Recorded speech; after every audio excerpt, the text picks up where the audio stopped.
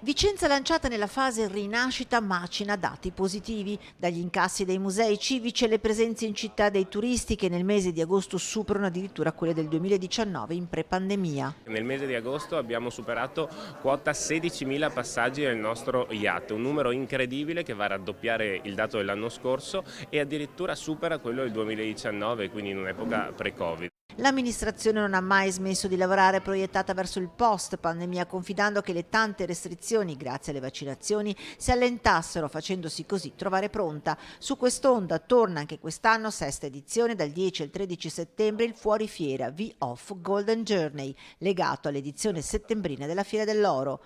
Un accattivante viaggio di 4 giorni tra eventi, spettacoli, concerti, mostre ed iniziative culinarie che si snodano lungo il centro cittadino. È un anno in cui si celebrano tanti viaggi, c'è il viaggio di Dante, c'è il viaggio del nostro Pigafetta. Abbiamo voluto racchiudere attorno a questo termine tantissime iniziative. Manifestazioni ed eventi che si tengono all'aperto nel rispetto delle norme anti-Covid, a partire dai concerti che inizieranno il 7 settembre e senza interferire nell'attività quotidiana. Per entrare in piazza servirà il Green Pass e abbiamo creato dei varchi con delle misure concentriche che comunque non andranno a inficiare l'attività dei commercianti e neanche degli ambulanti. Tutti i mercati rimarranno e quindi sarà una festa di tutta la città.